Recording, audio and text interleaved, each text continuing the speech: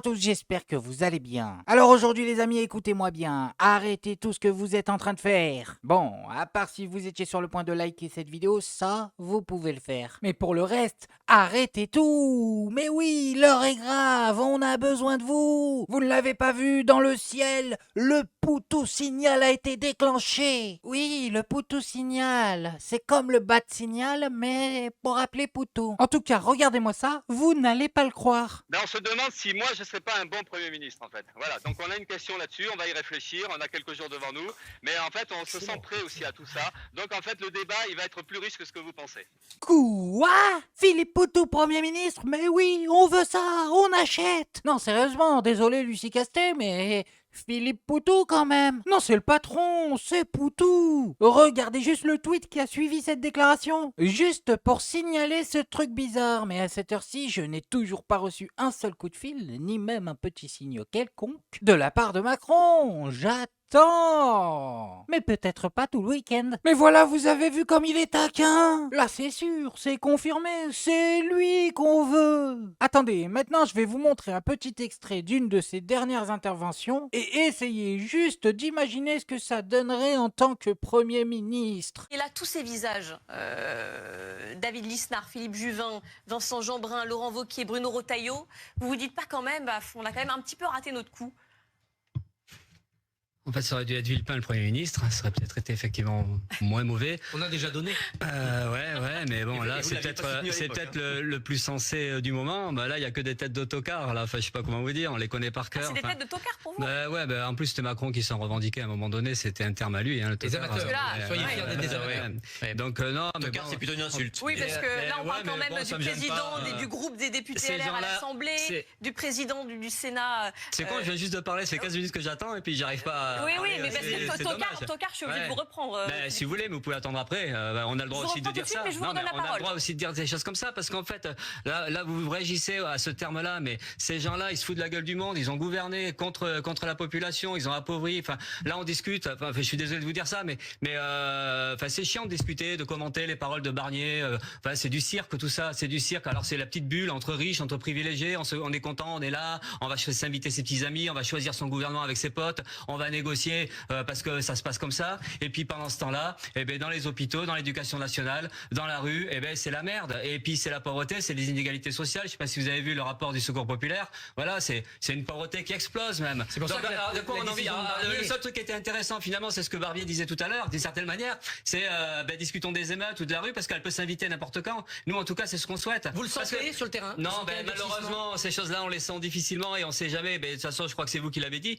Non mais Macronus ne le prendra jamais. Il ne le prendra jamais. Ah bah il ferait trop de dégâts celui-là. Attendez, vous voyez le tableau? En pleine assemblée, le Premier ministre Philippe Poutou nous lâche une bombe dont seul lui a le secret. Regardez-moi ça, le patron des masterclass. Les grandes fortunes augmentent. Bon, vous avez un patron qui est quand même plutôt bien placé dans le classement. Je sais pas comment il est. 12e, un truc comme ça, ou 11e. Drahi, 8 à 9 milliards. Bon. Donc vous voulez demander au grand patron de payer les retraites. Vous voulez demander au grand patron de payer les retraites des Français. Oui, mais parce que les grands patrons, ils ont volé l'argent. Drahi, c'est un voleur. Enfin, vous n'allez pas le dire, vous pouvez pas le dire, c'est votre patron. Mais sérieusement, ces gens-là, comment on peut avoir... Vous quand même sur sa chaîne de télé, vous pouvez pas dire un truc comme ça. Moi, je ne crache pas dans la main qui me nourrit.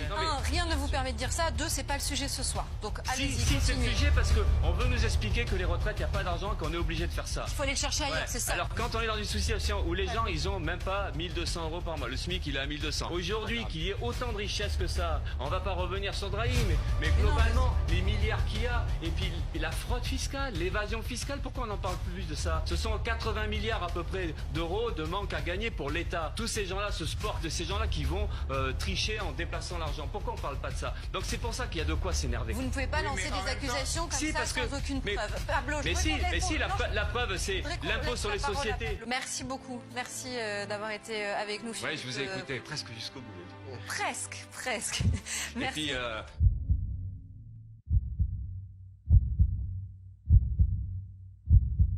vous direz à Drahi non, c'est bon là. si ça lui a non, mais pas plu. franchement, non mais franchement, là, effectivement, ça, je pense que... Ah mais il y en a qui y vont avec le dos de la cuillère. Philippe Poutou, la cuillère. Il te l'a fait bouffer. Ah, il demande pas du rabbin parce qu'il reste les couteaux et les fourchettes. Bon, et maintenant on va passer sur un autre sujet parce que c'est bien beau de rêver les copains, mais on n'aura jamais Poutou. Ah mais moi j'aimerais bien. Je le souhaite de tout mon cœur. Mais Macron ne le mettra jamais. Rendons-nous à l'évidence. S'il met Lucie Casté, ce serait déjà improbable. Bref, donc comme j'étais en train de le dire, on va passer à un autre sujet. Je vais vous passer un extrait et je vous rassure tout de suite. Cet extrait date de hier ou avant-hier. Ce n'est pas une archive des années 30. Eh oui, ça peut surprendre. Il faut quand même regarder les masses, les forces, se rendre compte que la pression est telle que nous avons à prendre des décisions concernant, je le dis brutalement, le nombre de musulmans qui sont en Europe. Enfin, voilà. C'est-à-dire qu'une partie de la France est musulmane, ce sont nos concitoyens, la plupart ne sont pas je partage tout à fait votre appréciation. Ils ont les droits des autres citoyens. Bon, éventuellement, la laïcité, on peut leur faire quelques remarques concernant la civilité, mais...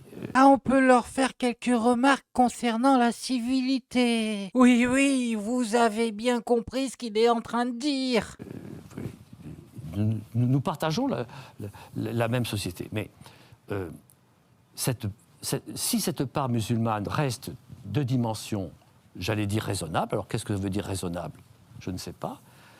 Simplement, elle ne peut pas croître indéfiniment. Elle ne peut pas croître indéfiniment. Si elle croît indéfiniment, comme c'est le cas aujourd'hui en Europe, nous allons au-devant de drames qu'aucune version de la laïcité ne permettra de maîtriser. Bon, si vous avez vomi, c'est normal. Voilà, désolé, j'ai oublié de vous préparer psychologiquement à cette séquence. En gros, ce mec-là vient carrément de sous-entendre qu'il y en a trop, qu'il faut les empêcher de se multiplier. Mais oui, ce saligo nous prend pour des gremlins. Écoutez-moi bien, dans sa tête, si on mange après minuit ou si on nous mouille, on se multiplie. Ah, et tout le monde le sait, hein. Un gizmo c'est bien, quand il y en a plus, ça fout le bordel. Mais oui, tout le monde a vu le film. Non mais plus sérieusement, là, ça y est, c'est bon, ils ont touché le fond. Ce gars-là, pour ce qu'il vient de dire, il devrait dormir en garde à vue. Qu'est-ce que c'est que ça? Bon, et maintenant les amis, je vais vous montrer un court extrait sur TPMP. Vous allez voir, il ne dure pas longtemps, c'est juste que quand j'ai vu ça, ça m'a choqué. On est sur un Eric Nolot qui se croit tout permis. En gros, pour vous mettre un peu de contexte, on a une influenceuse, Lena Situation.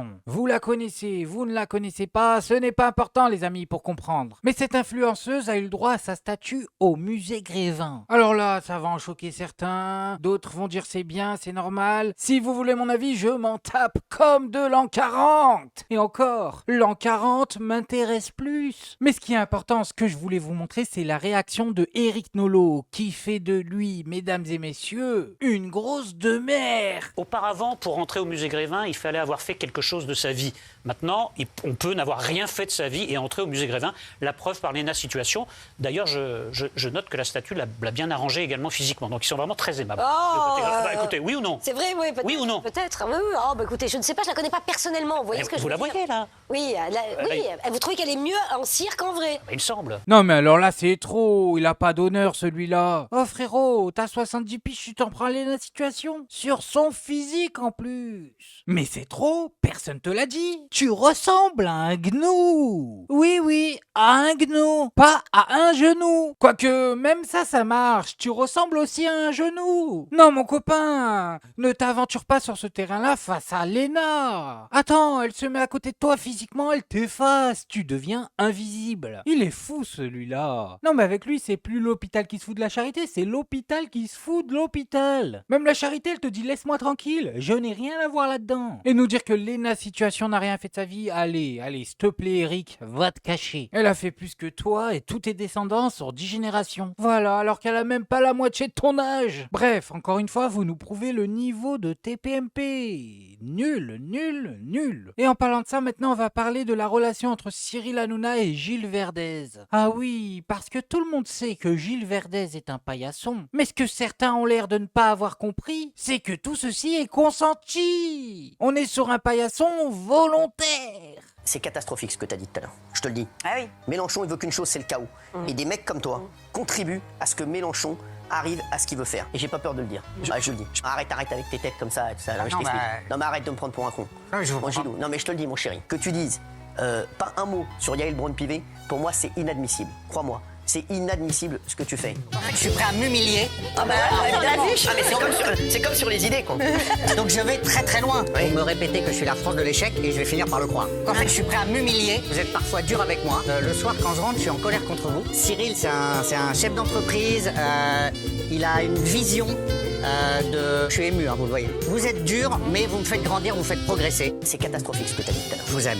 Mon chéri, arrête. Vraiment, je vous aime. Non mais arrête de me prendre pour un con. Et moi, je refuse les ruptures. Donc en fait, je suis prêt à m'humilier. Et hors de toute flagornerie, vraiment, je vous aime. Mais bien sûr qu'il l'aime, vu le nombre de zéros qu'il allonge sur le chèque. Par contre, venir nous faire croire que Gilles Verdez vote les insoumis, là c'est un peu gros. Ah bah oui, parce que dans insoumis, il y a le mot insoumis. Et jusqu'à preuve du contraire, c'est exactement l'inverse de ce que fait Gilles Verdez. Non, franchement, faut pas nous prendre pour des dindons non plus. Bon, bref, moi je voulais juste vous montrer ça. Maintenant, faites-vous votre avis tout seul. Faites attention à vous, faites attention à ce que vous regardez. Likez, abonnez-vous et oubliez pas, le petit com qui fait plaisir. Et on n'oublie pas le petit com qui fait plaisir. Non, le petit com qui fait plaisir. On n'oublie pas le petit com qui fait plaisir. Non, celui-là on l'oublie pas.